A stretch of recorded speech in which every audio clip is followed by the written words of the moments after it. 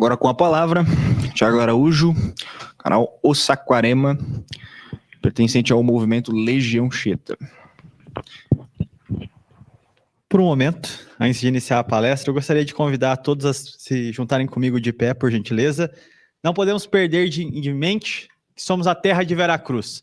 Então, antes de qualquer ato, uma oração a nosso Senhor Jesus Cristo. Pai nosso que estais nos céus, santificado seja o vosso nome. Venha a nós o vosso reino.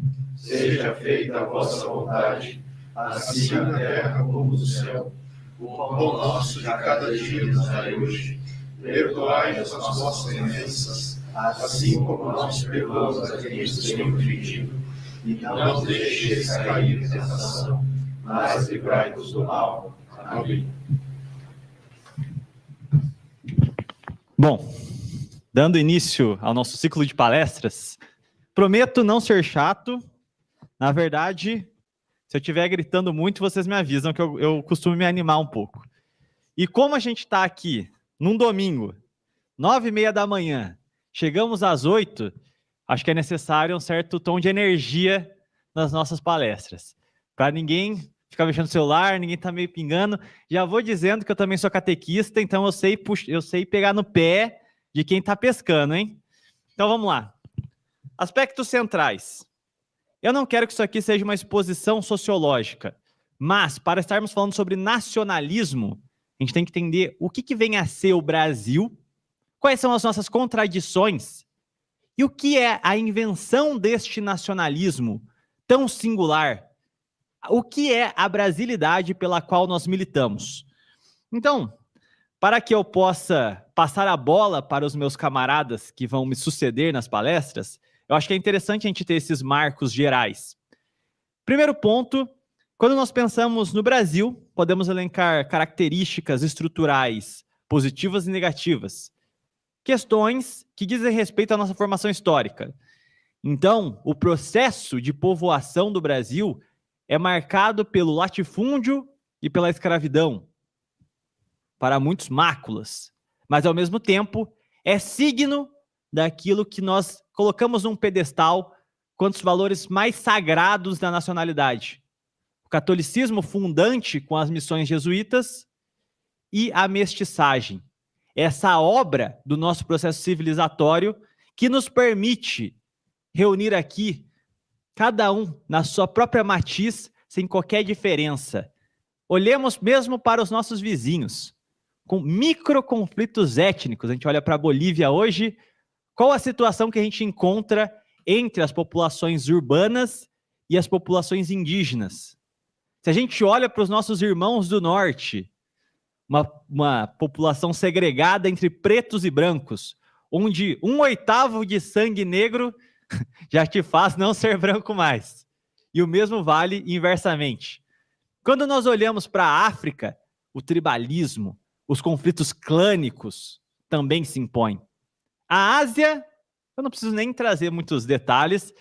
Caso alguém já tenha viajado para o Japão, descobriram como é ser um extraterrestre, né? Você é essa criatura esquisita. O mesmo vale para a China. São povos que conseguiram manter a sua singularidade étnica. E aqueles que tentaram traçar o mesmo caminho que o nosso, não conseguiram ter as virtudes, os valores necessários para a consolidação da nossa civilização.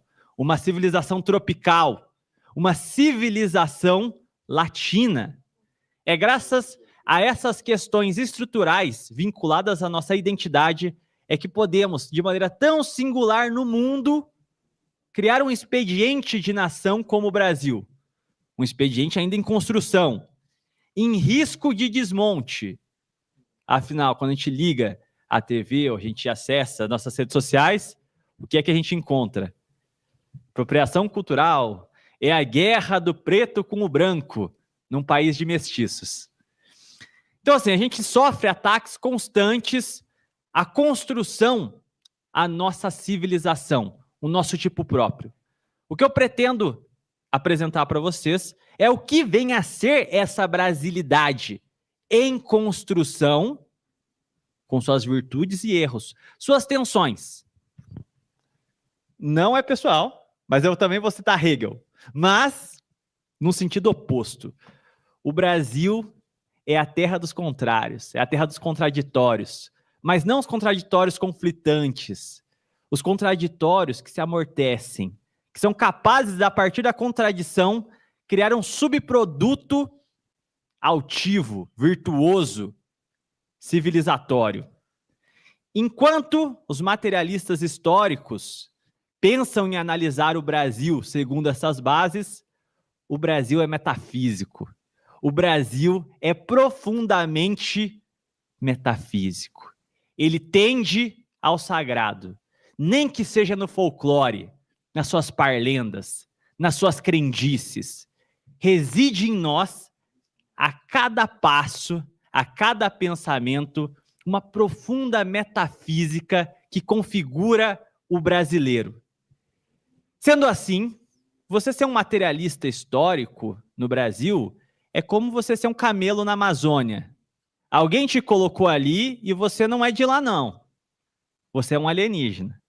Então é a partir dessa perspectiva, com os pés bem postos na antropologia e na sociologia, que eu os convido a conhecer as tensões que criaram a nacionalidade.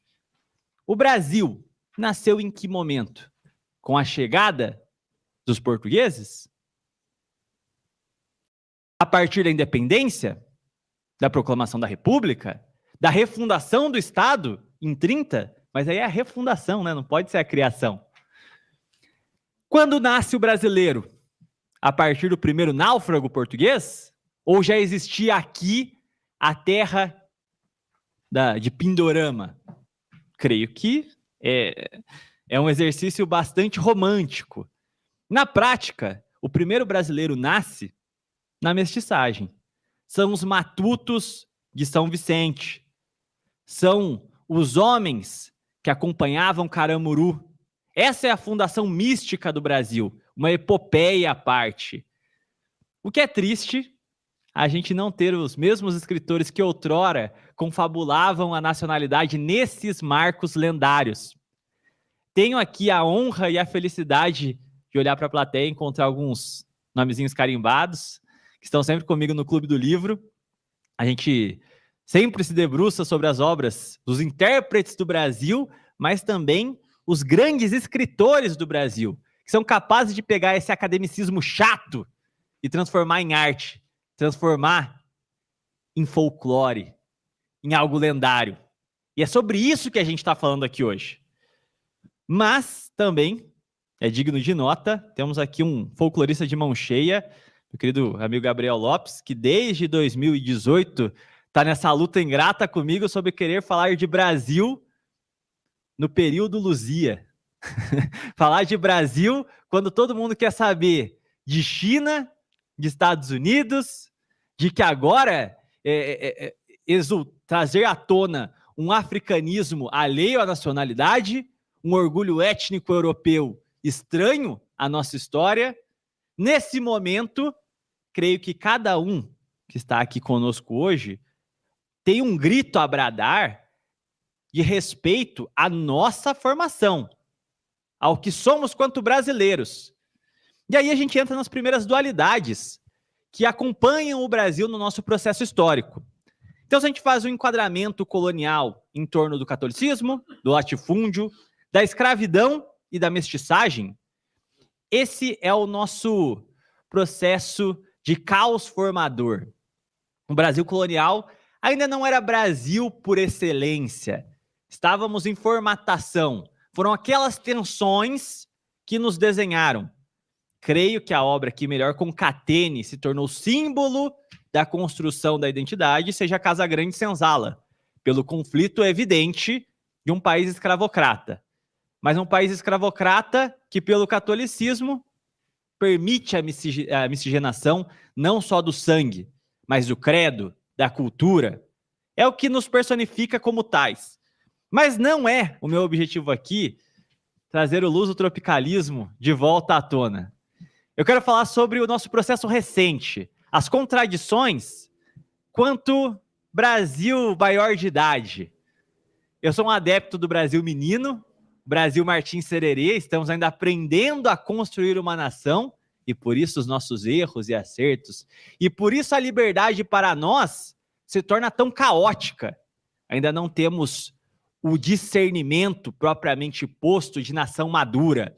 Não tivemos os 1000 anos do Sacro Império com mosteiros beneditinos para nos ensinar a ética de trabalho.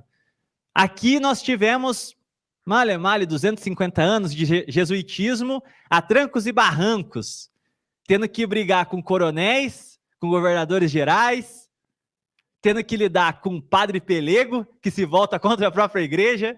Nós somos fruto desse processo. E não há um problema, mas nós precisamos fazer um diagnóstico certeiro da nossa realidade.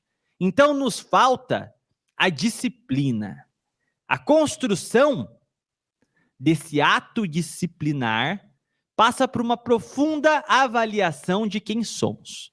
E desde a independência, nós gestamos o Brasil em dualidades.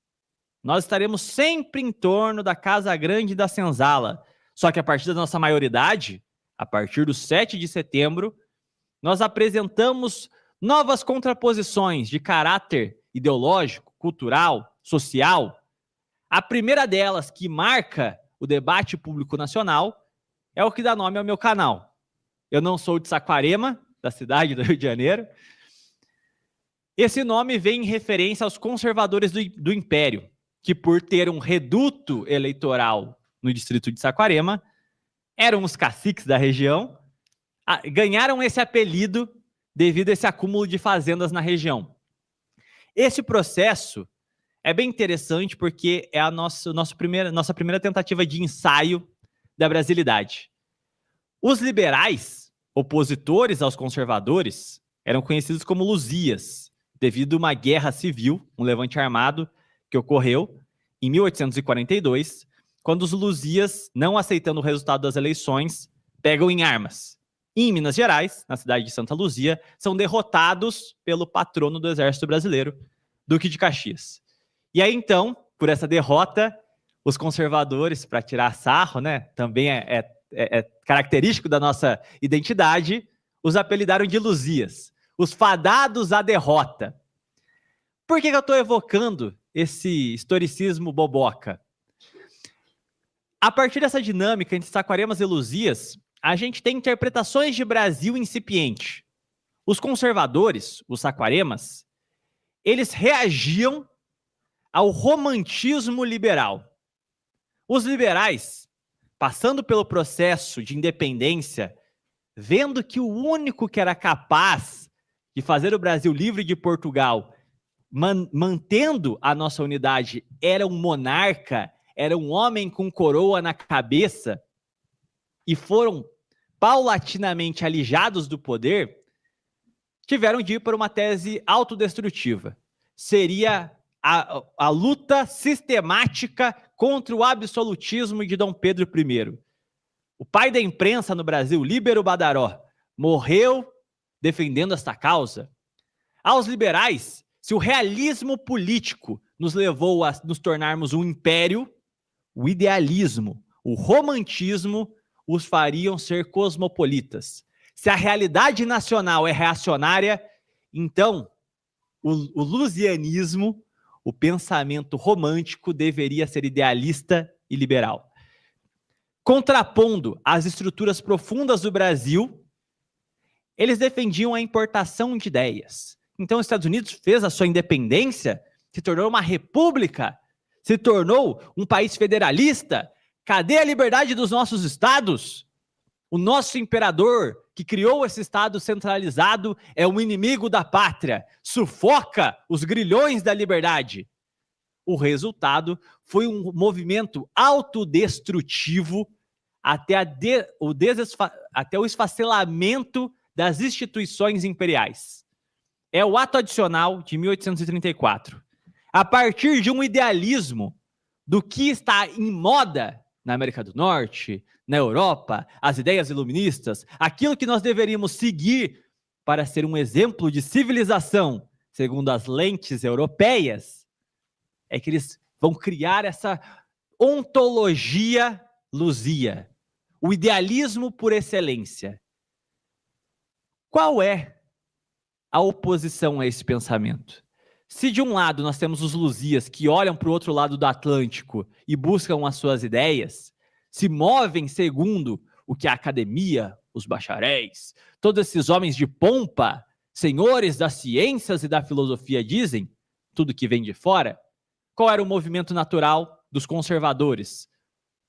Os restauradores, os reacionários por excelência, regressistas, eles queriam a manutenção do regime anterior, queriam olhar para dentro. Eles diziam que a solução institucional do Brasil era olhar para o Brasil profundo, a realidade imediata. É esse coronelismo aqui que nós temos que a gente tem que trabalhar. Esse é o barro que a gente tem que enfiar o pé.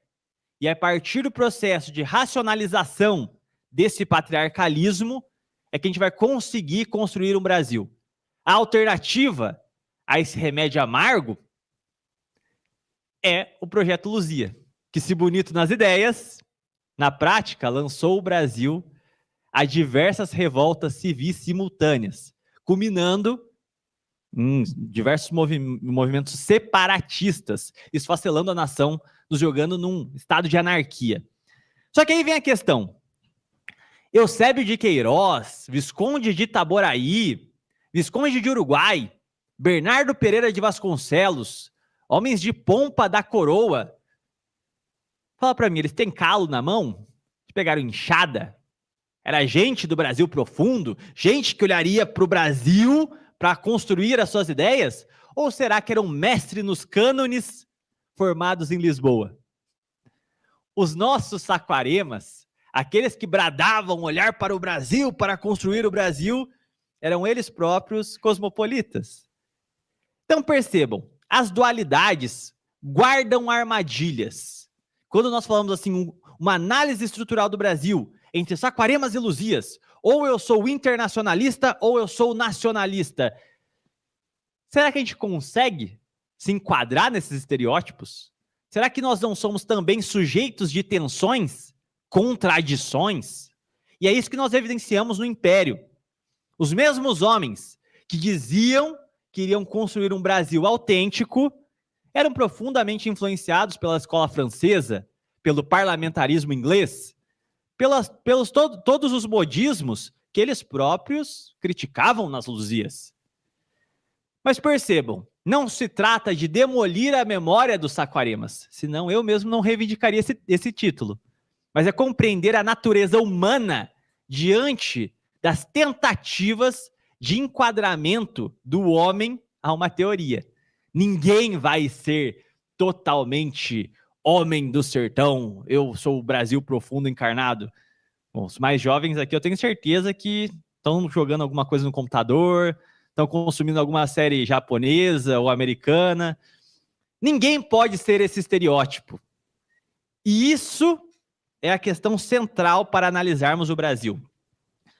Quando pensamos na segunda dualidade que se esboça, principalmente pela mão dos escritores, final já do Império, a ideia de Brasil real, o Brasil do povo, o Brasil que a gente vê nas ruas, o brasileiro do jeitinho, o Brasil rústico, versus o Brasil legal, o Brasil afrancesado, o Brasil que faz citações em francês e inglês e anda com as roupas da moda europeia.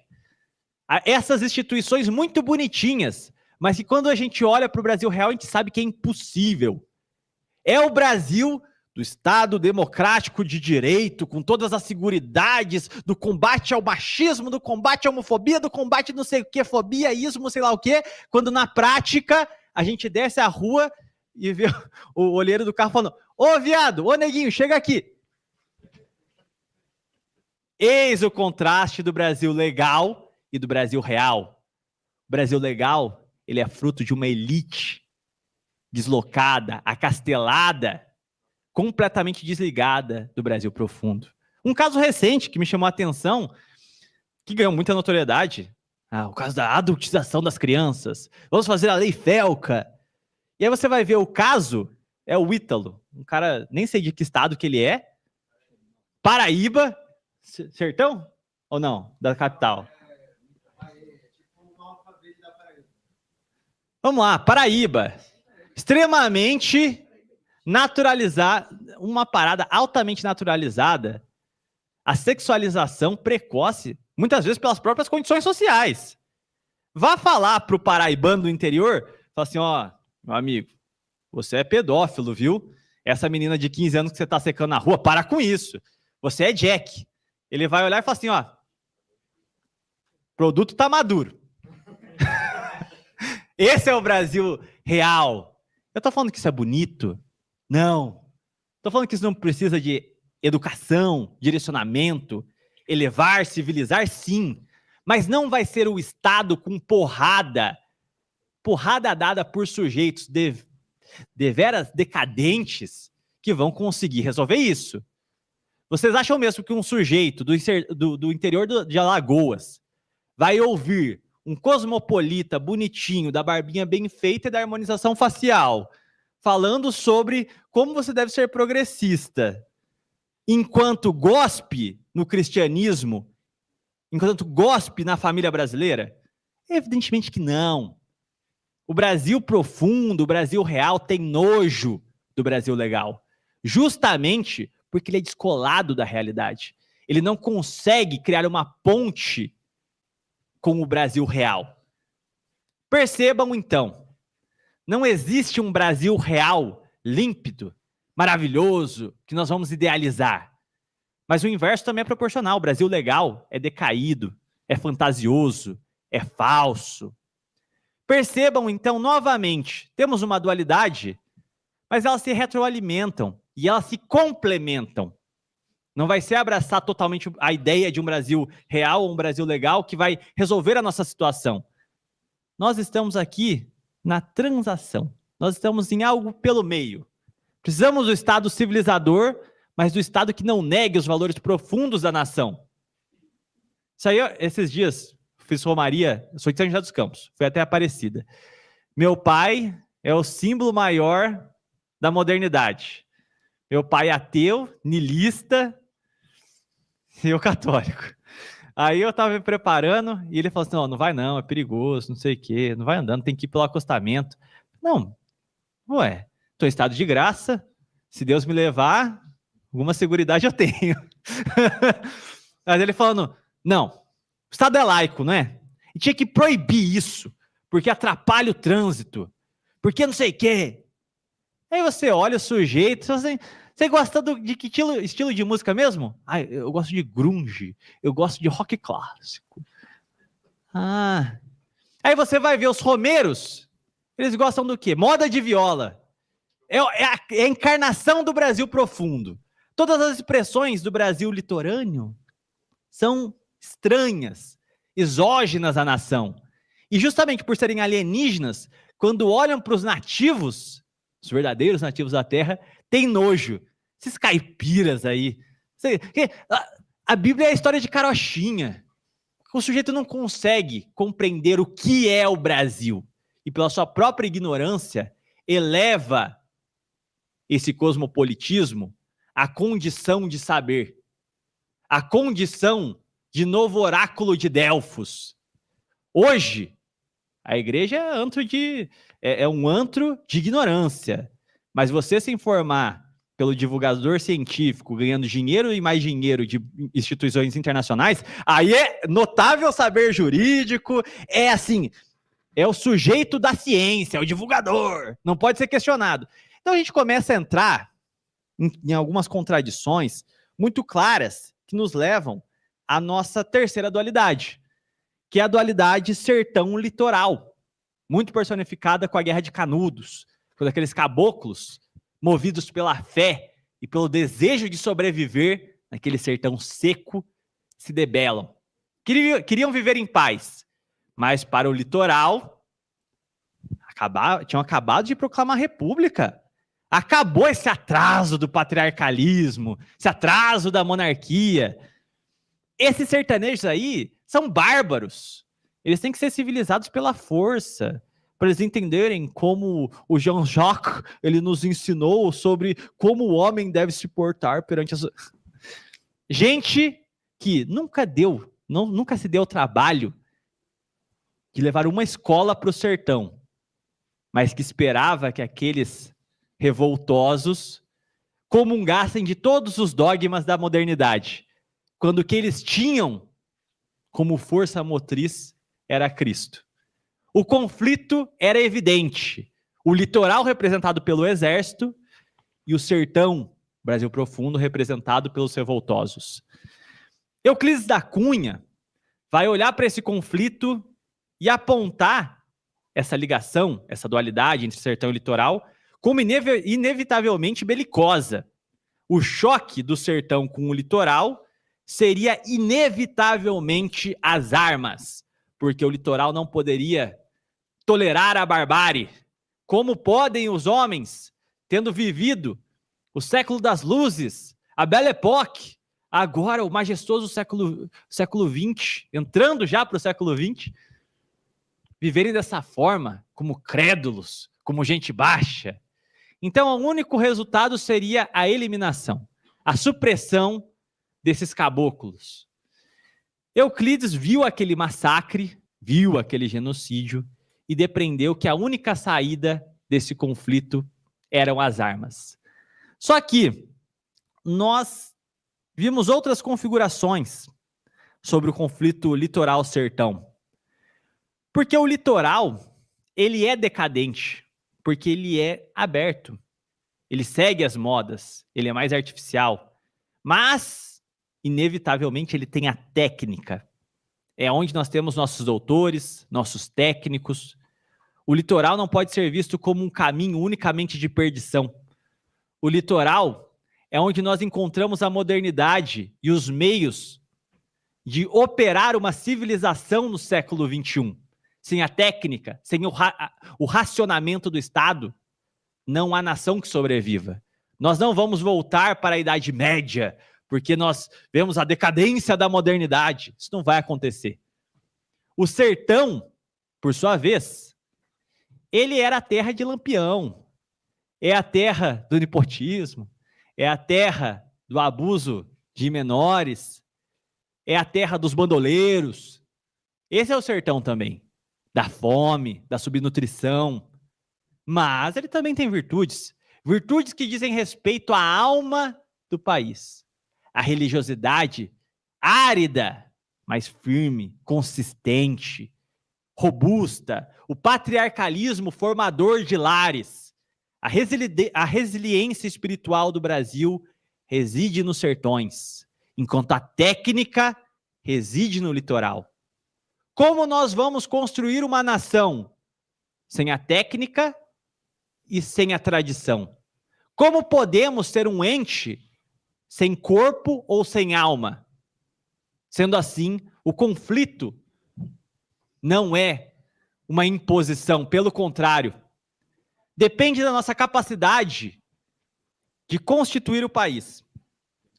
A partir desse processo, nós podemos analisar historicamente o Brasil segundo tendências desordenadas. O nosso radicalismo nos leva às nossas dualidades. Ou você é um sujeito do Brasil profundo, ou você é um cosmopolita. Você deve se enquadrar nessas caixinhas, quando não é isso que acontece. Mas, historicamente, nós temos algumas raízes que vão ser típicas das nossas caixinhas Saquaremas e Luzias. Os Luzias vão surgir profundamente desse romantismo. Quem escreve um tratado muito legal, apesar de não ser tão acurado, mas é muito interessante, é o Paulo Prado, onde ele vai nos trazer que a cobiça desenfreada, sem o pudor que a religião nos impõe, de saber construir aquilo que é permanente, o que se procedeu no período colonial? Nós estávamos aqui embebidos pelas Índias e pelo ouro. Então, toda aquela energia, aquela vontade construtora se perdia nos desejos da carne, na luxúria, na ganância. E, consequentemente, o pós-gozo era a depressão, era a indiferença do jeca, a lei do esforço mínimo, viver como um caçador-coletor, às vezes. dessa tristeza profunda, fruto da cobiça, nós temos o terceiro ato, que é o romantismo. Se a cobiça leva à tristeza, e a tristeza vai levar ao nosso decaimento, vamos então romantizar esse processo. Só se vive uma vez. Vamos lá! Case-se com 50 índias. Bora, caminhoneiro! Quero ver você com a sua esposa em cada estado do Brasil. Vamos fazer esse mar de crianças sem pais, porque só se vive uma vez. Esse é o Brasil. É esse romantismo, essa questão de que a gente vai olhar para a pederastia, para os atos mais baixos e vai falar, não, isso aí é o jeitinho brasileiro. É a nossa sensualidade tropical, entendeu? A gente tem que glamorizar isso. As nossas músicas têm que estar embebidas de um romantismo exacerbado, de luxúria, que é traição, que é não sei quantas... Como é que é? Que pescar que nada? Vou matar a fome, né? Então, assim, é esses sinais sutis que nos levam a uma formação completamente esparsa. Faltou-nos a rigidez, faltou-nos o claustro, faltou uma formação de caráter mais sistêmica. E isso não tem nada a ver com etnia, como tentavam dizer os eugenistas do século XIX e XX. Isso tem a ver com estrutura social. Se por um lado o romantismo é a raiz do liberalismo, é a ideia de que tudo posso, sou um indivíduo livre, sou um indivíduo do mundo, isso não constrói nada, isso perpetua a pobreza e a baixeza. Por outro lado, a raiz do pensamento Saquarema é o pragmatismo, o realismo. Não, porque nós vamos olhar para o Brasil real, vamos ver como são nossas relações, as nossas relações econômicas, as nossas relações de poder, vamos olhar para a realidade. Mas todo olhar para a realidade necessita de método, necessita de você estruturar uma teoria sobre o país. Sendo assim, ele também cai em contradição. Ele tem os seus limites muito firmes. Porque se a gente for adotar o Brasil profundo como encarnação do Brasil, bom, recomendo cada um pegar sua tronchinha, voltar para a roça, dormir em cima de muquifos de barro, casinha de palafita, esqueçam qualquer conforto. É o Brasil profundo, horas. Não é isso que a gente busca? Então, nós buscamos, na verdade, uma conciliação, uma via do meio. E aqui que cai a heterodoxia da análise, onde eu coloco que o sujeito que se guia pelo romantismo, pelo pragmatismo, pelo materialismo histórico, são camelos na Amazônia.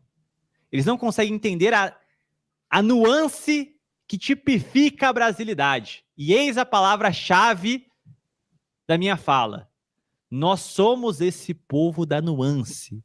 Algo no meio termo, contraditório, cosmopolita e sertanejo. A gente é litoral e sertanejo. A gente é Luzia, mas um pouco Saquarema. A gente gosta do Brasil legal, do meu benefício, mas a gente gosta do Brasil real também do jeitinho, né? Então a gente está algo ali no meio dessas dualidades.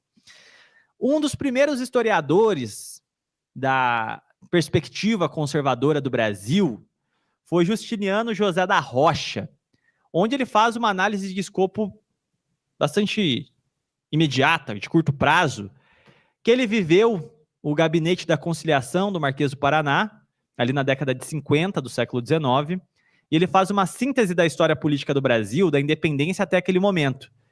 E ali ele traça um comportamento. Segundo ele, nós temos uma dialética curiosa. Nós não temos o conflito. Nós temos a ação, a reação.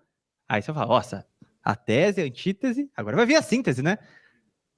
A gente tem a transação. A gente não leva o nosso conflito até as últimas instâncias. Aqui, a burguesia não confronta o senhor medieval. Aqui, Hegel caduca. Aqui, Hegel é camelo na Amazônia. Aqui nós ajeitamos a casa. São as alianças heterogêneas. Vamos pegar o meio do caminho. Liberais radicais. Nós somos regressistas, somos mais do que reacionários. Bom, mas se põe a mesa aqui, desce um copinho de pinga e vamos acertar aqui as coisas entre nós mesmos. Esse é o caráter nacional. É algo pelo meio, é a transação e não a síntese de um processo de conflitos. E a partir disso a gente consegue pensar mesmo o fundador dos conservadores, Bernardo Pereira de Vasconcelos. Ele, um ex-liberal, radical, lutou lá para a derrubada do Dom Pedro. Quando viu a desgraça que era o liberalismo radical, falou, fui liberal. Aí ele começa a fazer o meia-culpa. Agora as circunstâncias são outras, a liberdade demais desorientou o povo, a gente precisa de ordem. Foi o primeiro que já mostrou a raiz da política nacional. Mas a gente pode prosseguir historicamente. Dom Pedro I mesmo, a conciliação de portugueses fiéis a ele, aos coronéis do sertão profundo, às classes mercantis, os senhores latifundiários, mas já umbilicalmente ligados aos mercados externos, ele conseguiu concatenar toda essa gente embaixo do seu carisma, embaixo da sua sanha patriarcal. Era o pai da nação, o imperador é, acima de tudo, o rosto da pátria, o pai de todos. Eis o significado de uma monarquia. E foi isso a única solução possível para que pudéssemos constituir o Brasil. Se não fosse Dom Pedro I, beleza, puxa lá o maçom liberal, vamos lá, pega ali o sujeito completamente iluminista liberal. Olha como ele é diferentão, gente, no século XIX. Ele é maçom e liberal. Que novidade, não? Gonçalves Ledo foi tratorado por Dom Pedro I. E graças a isso, graças à derrota dos liberais, é que o Brasil pôde nascer. O Brasil unificado, o Brasil grande. Fiz o jabá, hein? Mas, enfim, Dom Pedro I é o pai dessas contradições. O homem que mantém a Igreja Católica, que os liberais temiam, por talvez poder ser um expoente do absolutismo e da Santa Aliança, perigoso, não representa a independência, mas esse mesmo tradicionalista, ele ia lá, ia pra noitada, pegava diarreia, ficava com sei lá quantas mulheres, é o cara que atraía os senhores para perto, tendo relações meio espúrias com as filhas deles, né? Então, assim, essa é a nossa figura patriarcal, o nosso bastião da tradição. Mas isso não tem problema nenhum. Não é uma crítica. É justamente o produto mais profundo do que éramos, personificado num rei português. Então, assim, Dom Pedro, ele apresentava-se não só como uma força heterodoxa política, mas cultural, civilizatória. O mesmo podemos dizer de Deodoro da Fonseca, que é um pouco mais regrado nos seus hábitos particulares. Ele peca pelo contrário, né? Aparentemente, ele tinha alguns problemas conjugais, né? E, ao mesmo tempo, no sentido de que ele foi deixado de segundo plano, né? Completamente diferente de Dom Pedro I, que era o dominador. Deodoro tinha pinta, né, de ser corno. Era o contrário. Mas ele, o marechal monarquista, proclamou a república. O mesmo se conta a Getúlio Vargas. Hoje temos até aí os especialistas de internet, os webcomunistas, né? Não, Getúlio Vargas era a representação do que havia de mais velho na República Velha. E é esse cara que representava o latifúndio, as oligarquias, é o homem que trouxe a legislação trabalhista e uma política industrial permanente. Essa é a síntese da brasilidade. Esse é o nosso processo de formação.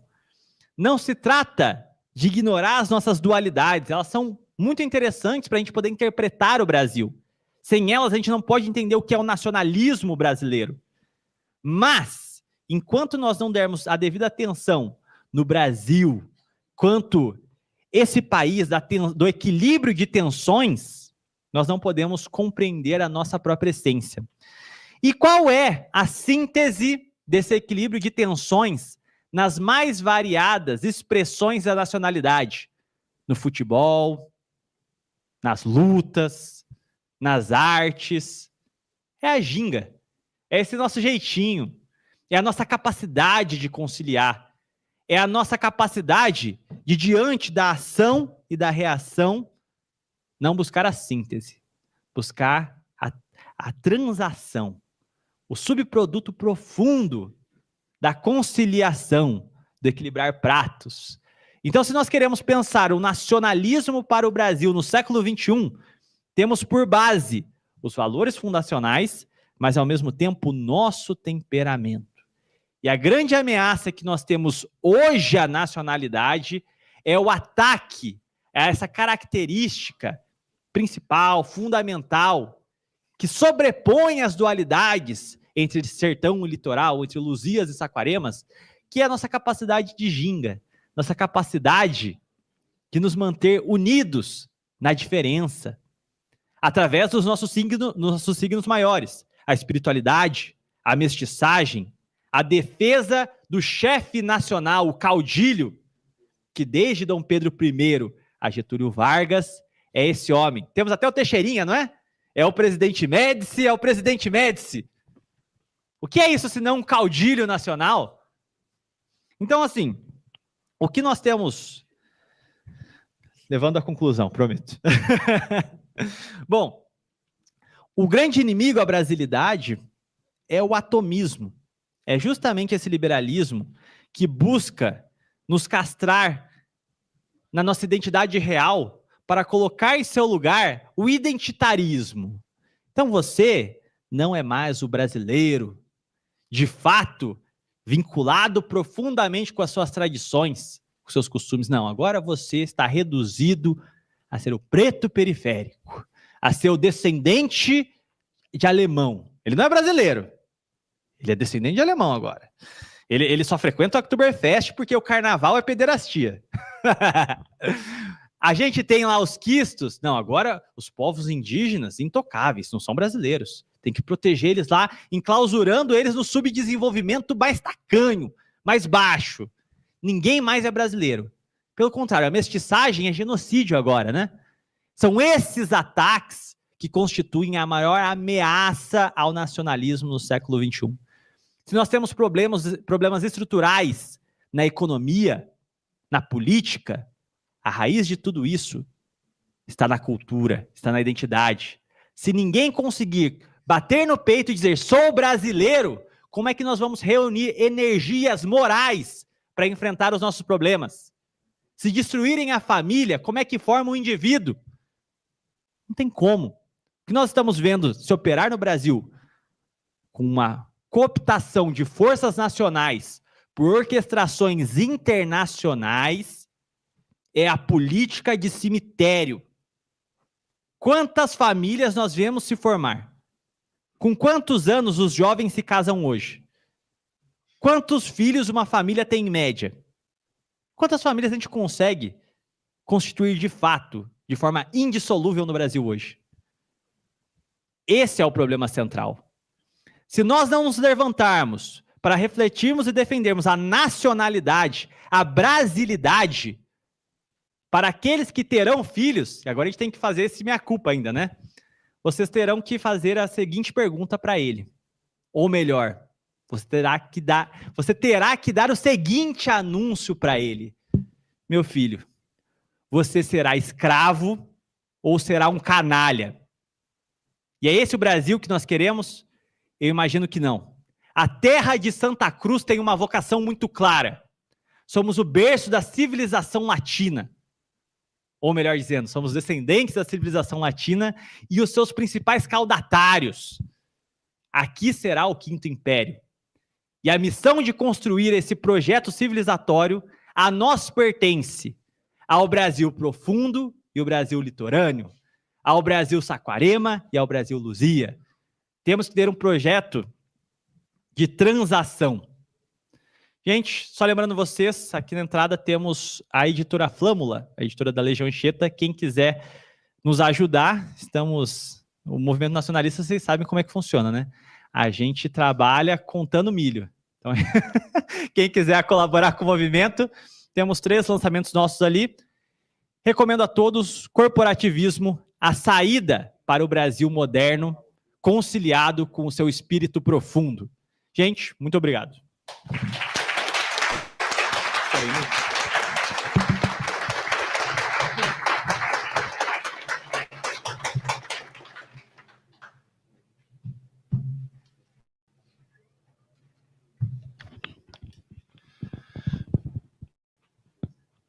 Antes de eu passar a palavra aqui para o ministro Aldo, que já chegou.